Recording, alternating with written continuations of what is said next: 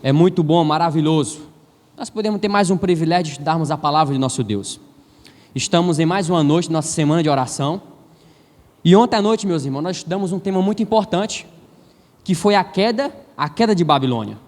Nós estudamos ontem que o rei Belsazar, por causa do seu orgulho, por causa do seu pecado, ele acabou se perdendo. Nós estudamos ontem à noite que Deus está sempre à procura do homem, que a porta da graça está aberta para cada um de nós.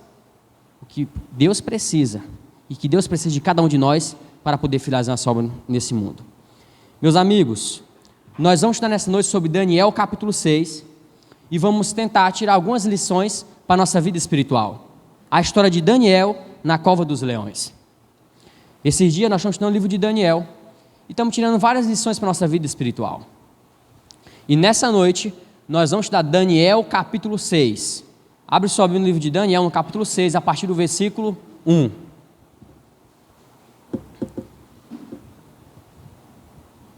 Daniel, capítulo 6, a partir do versículo 1.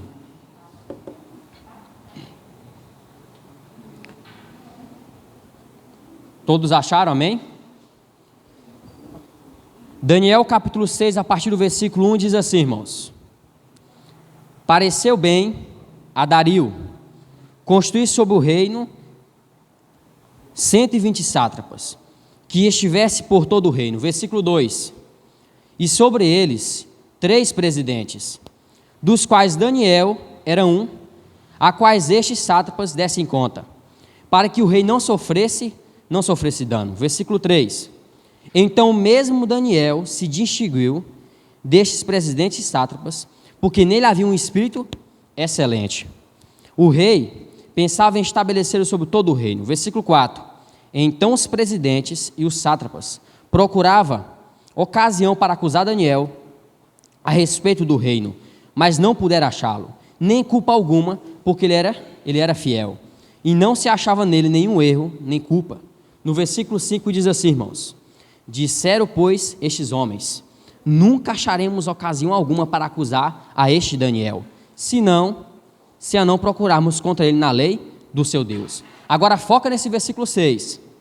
Então, estes presidentes e sátrapas, juntos ao rei, lhe disseram: Ó rei Dario, vive eternamente.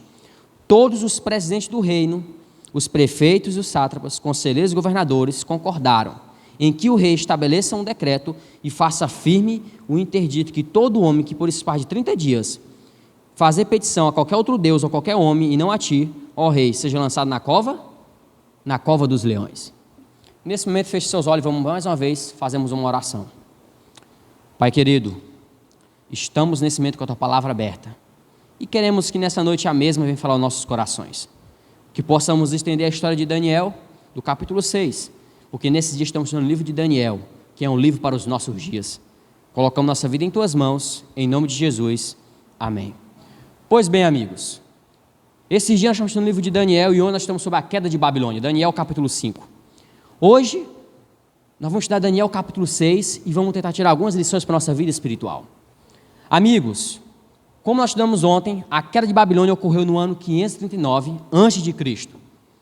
E o rei que estava em Babilônia era o rei Belsazar.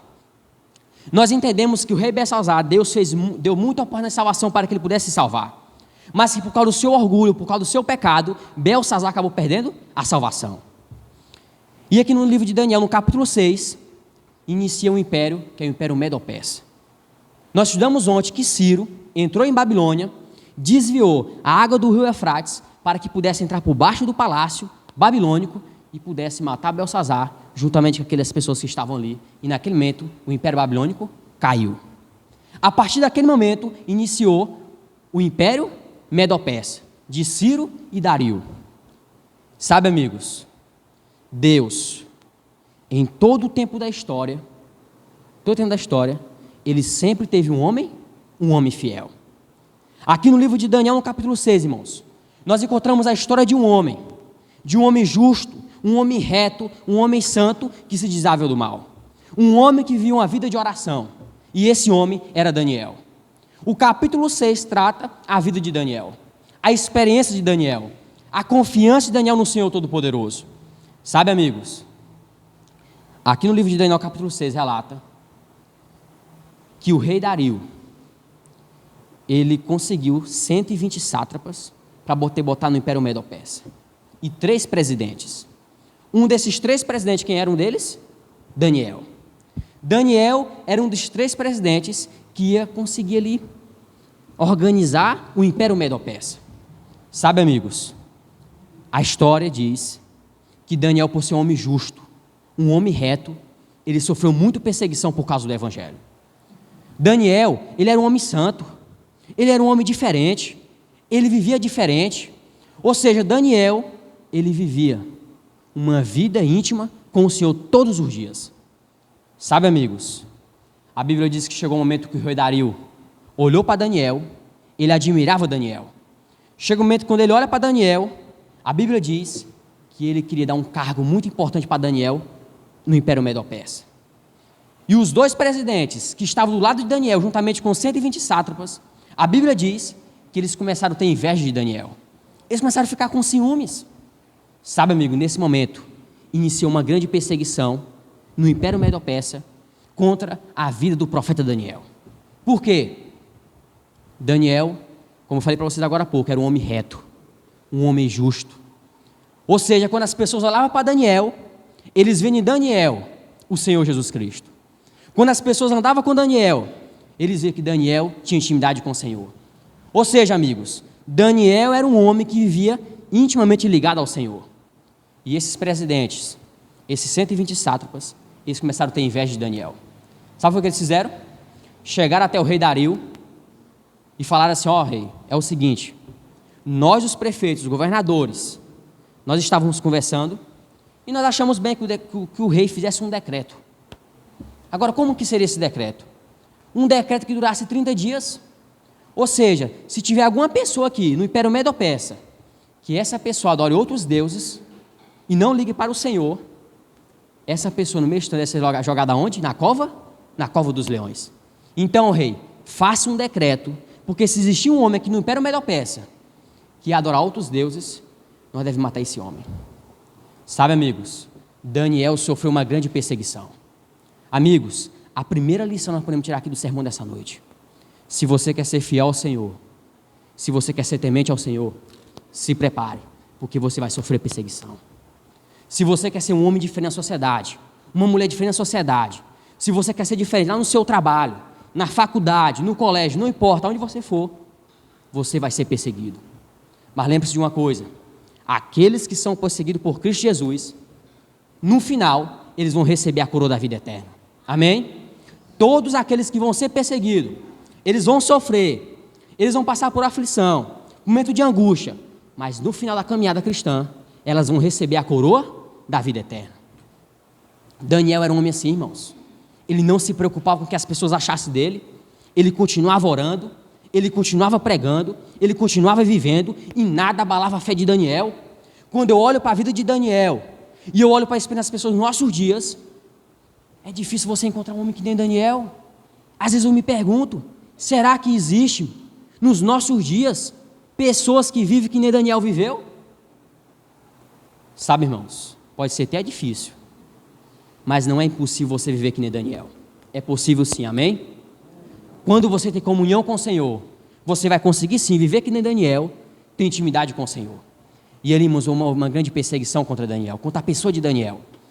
A Bíblia diz que esses homens, eles olhavam para a vida de Daniel e tentavam procurar algum erro na vida dele, para poder matar Daniel e tirar ele do Império Medo-Persa.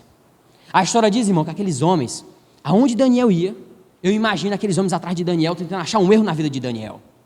A segunda lição nós podemos tirar da vida de Daniel: Daniel, ele era um homem pecador como qualquer um de nós. Ele era falho. Mas Daniel era um homem que andava em intimidade com o Senhor. Você não via erros na vida de Daniel. Aqueles homens, irmão, procuraram o erro na vida de Daniel, diante da sociedade, na sua casa. Eu imagino eles andando atrás de Daniel, poder procurar erro na vida de Daniel. Aí eu pergunto para os irmãos nessa noite: eles conseguiram achar erro na vida de Daniel? Eles não conseguiram achar. Por quê, irmãos? Daniel era um homem diferenciado. Daniel, se ele comprasse alguma coisa, ele pagava certinho. Daniel era um homem temente ao Senhor. Você não via Daniel em pecado, dando espaço para pecado. E esses homens estavam procurando justamente isso para poder acusar Daniel.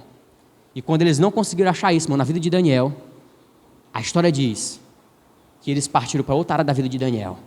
Já que nós não conseguimos achar nenhum erro na vida de Daniel, vamos olhar para a vida espiritual de Daniel, para a lei do Senhor. A Bíblia diz, irmão, que eles começaram a olhar para a vida espiritual de Daniel, para ver se Daniel realmente era fiel ao Senhor. Eu imagino Daniel naquele tempo na sinagoga adorando ao Senhor Cristo, ao Senhor Jesus Cristo, na igreja, pregando, eles perseguindo Daniel, e eles não vendo nenhum erro em Daniel. Sabe, irmãos, eles não conseguiram achar nenhum erro na vida de Daniel. Por quê? Porque Daniel era um homem que sabia que o dia que ele estava vivendo eram os últimos dias. Sabe, amigos, nós podemos tirar a lição da história desses homens. Deus, nos últimos dias, Ele precisa de homens que nem Daniel. Deus, nos últimos dias, precisa de homens que tenham a coragem e a fé de Daniel. Deus, nos últimos dias, precisa de um remanescente que ore mais. Deus, nos últimos dias, precisa de um remanescente que não tenha medo de pregar a palavra do Senhor. Deus, nos últimos dias, precisa de um remanescente que não tenha medo de testemunhar de Jesus Cristo. E assim era Daniel. Sabe, amigos, a Bíblia diz que quando eles chegam diante do rei, eles não conseguem achar nenhum nada na vida de Daniel. E o decreto dizia assim: aqueles que adorarem outro deuses durante esses 30 dias devem ser jogados aonde? Na cova? Na cova dos leões. A Bíblia diz, meus amigos, que quando Daniel ficou sabendo desse decreto de Dario, a Bíblia diz, irmão, que o costume de Daniel era orar quantas vezes ao dia? 3 vezes ao dia. A Bíblia diz que Daniel subia, ia lá para a janela e de lá ficava orando. Toda pessoa que passava ali via Daniel orando. Agora eu pergunto para os irmãos, esse decreto que Dario fez, Daniel podia muito bem, irmãos, ter entrado o quê? Fechado a janela, foi tentar no seu quarto. Aí eu pergunto para os irmãos, Deus ia ouvir a oração de Daniel ou não? Ele ia ouvir. É aqui que eu encontro, irmãos, uma verdadeira fidelidade e nenhum medo de homem. Daniel podia muito bem, que na irmã Lucete falou, fechado a janela, entrar para dentro do quarto e ter orado. Mas foi o que Daniel fez? Ele continuou orando lá na janela, porque ele não temia nenhum decreto de homem. Daniel não tinha medo. Outra lição que aprende na vida de Daniel: um homem de Deus nos últimos dias, ele não pode ter medo.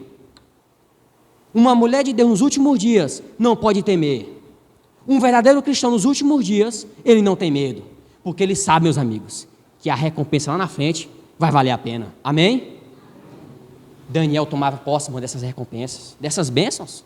Sabe, amigos, a história diz que esses homens, um certo dia andando, depois do decreto de Dario, eles viram Daniel orando lá na janela. O costume de Daniel era orar 3 vezes ao dia. Só que Daniel, mesmo assim, com o decreto do rei, ele não se escondeu com medo e ficou lá na janela orando. E quando eles viram aquela cena, eles foram até Dario. Ó, rei, nós encontramos um homem que está transgredindo o seu decreto. Eu imagino, irmão, Dario naquele momento ficou assustado, porque Daniel era um modelo. Dario admirava Daniel. O Daniel, irmãos, era um homem admirado por aqueles homens daquele tempo. Eu imagino aqueles homens olhando para Daniel, tentando procurar algum erro na vida de Daniel, e nunca acharam um erro na vida de Daniel, porque Daniel era um homem justo, um homem temente ao Senhor. A Bíblia diz, irmãos, que pegaram Daniel e jogaram na cova dos leões. Sabe, amigos, quando jogaram Daniel na cova dos leões, eu imagino aqueles homens: agora nós conseguimos o que nós queríamos. Nós matamos Daniel. Sabe, amigos, quando Daniel foi jogado naquela cova, o Senhor entrou com Daniel naquela cova dos leões. Assim como Deus entrou com Sadraque, Mesaque e Abednego na fornalha, Deus também entrou com Daniel. Por quê?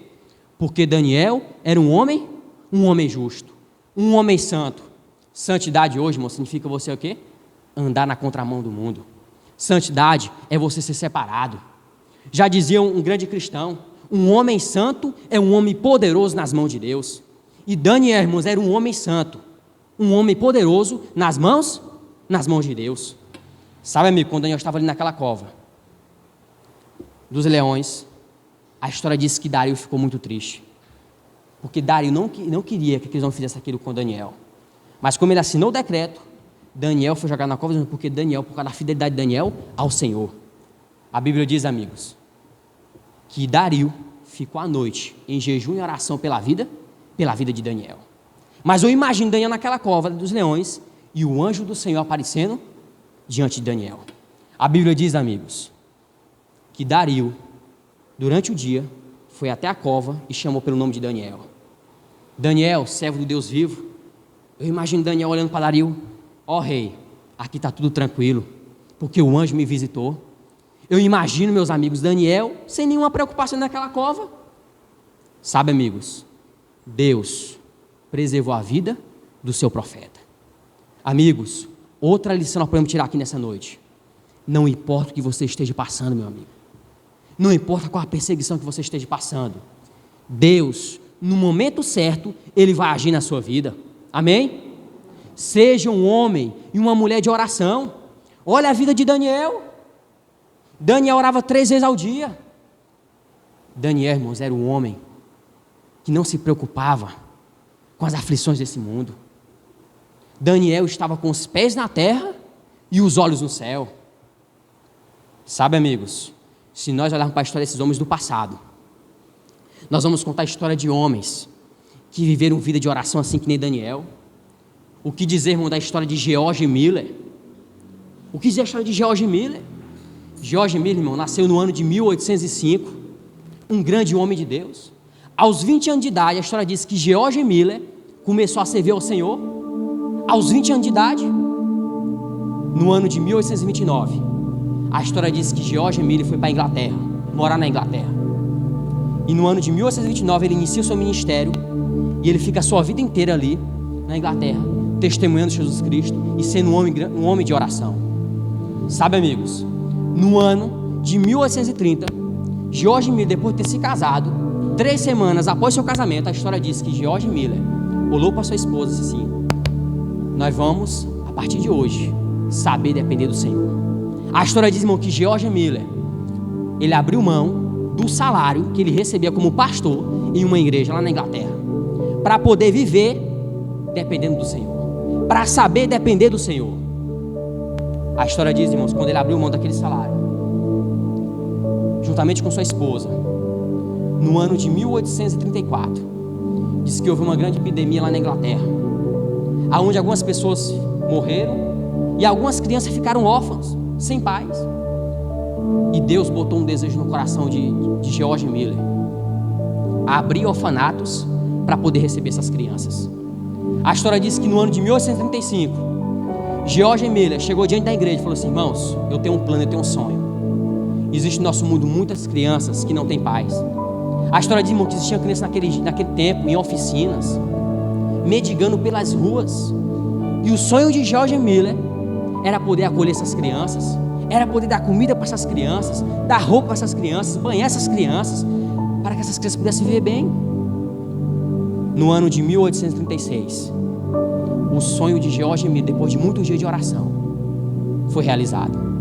Ele conseguiu um orfanato, conseguiu alugar algumas casas para poder acolher essas crianças. A história diz, irmãos, que George Miller recebia muita ajuda, mas tudo era providência divina, um homem de oração.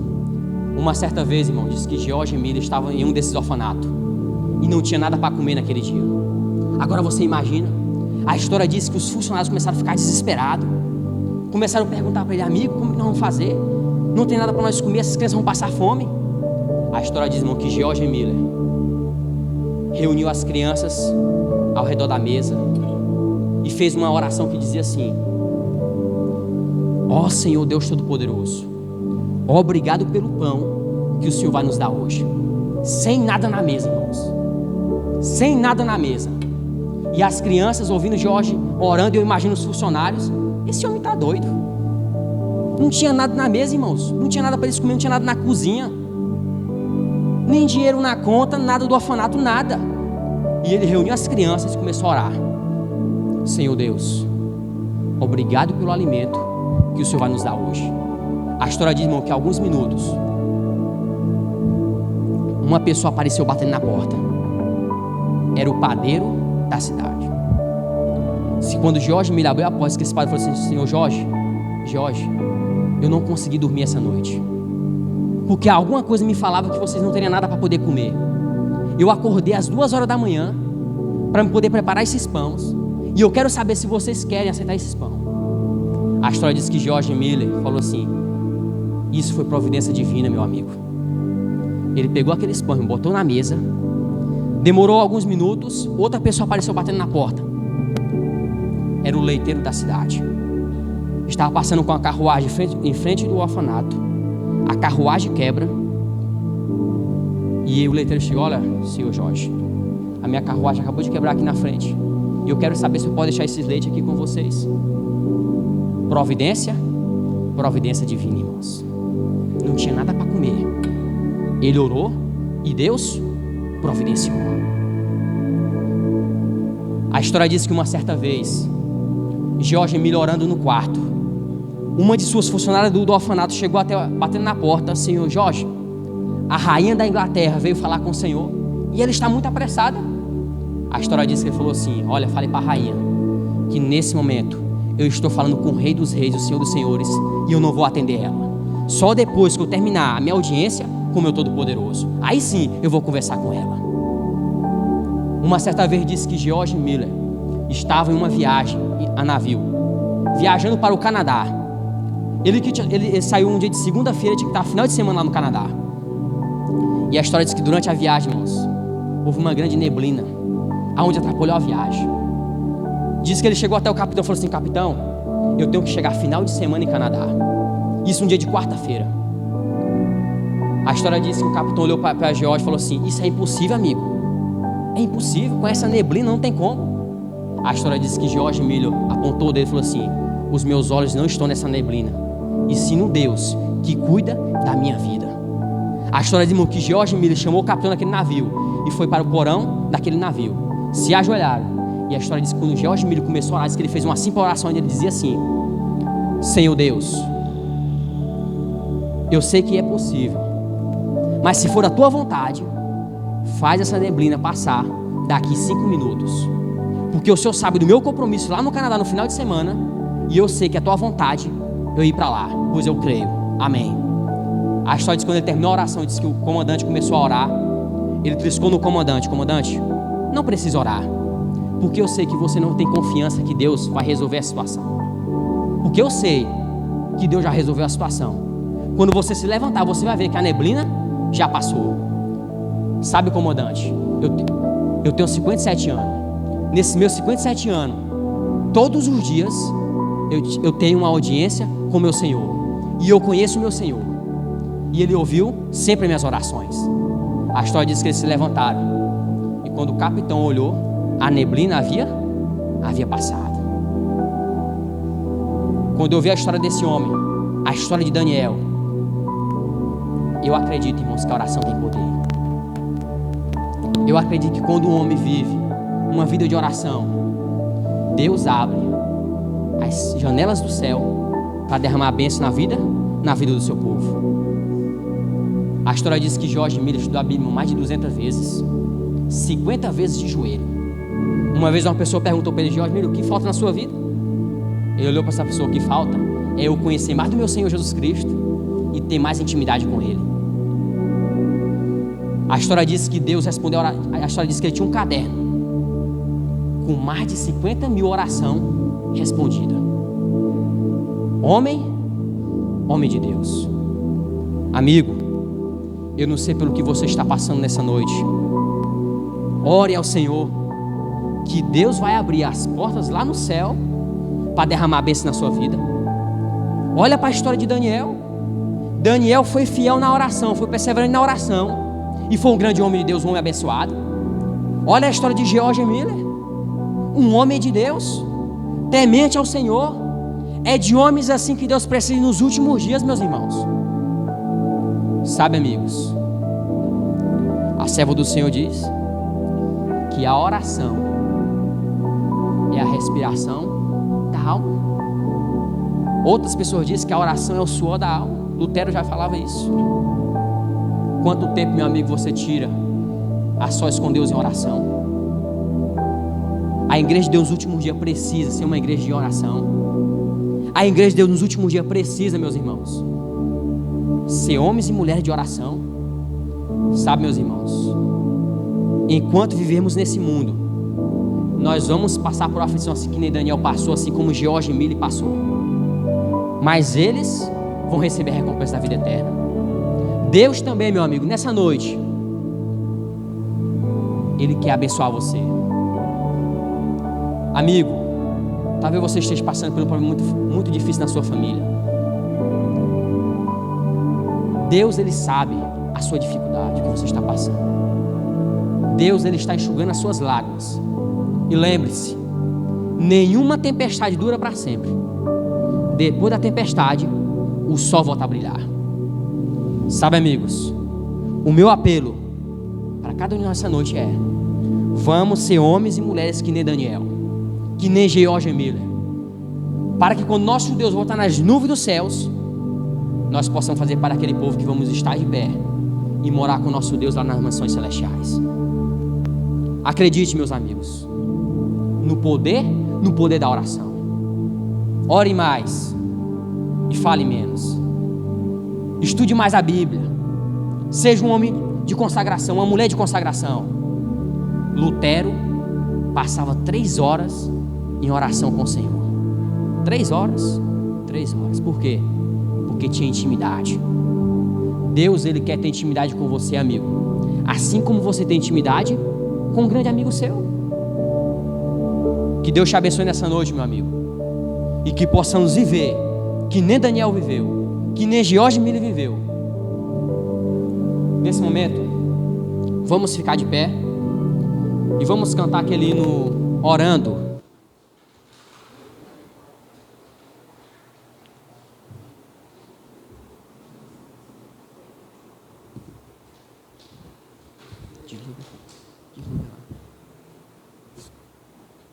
Faça desse hino, meu irmão, a sua oração.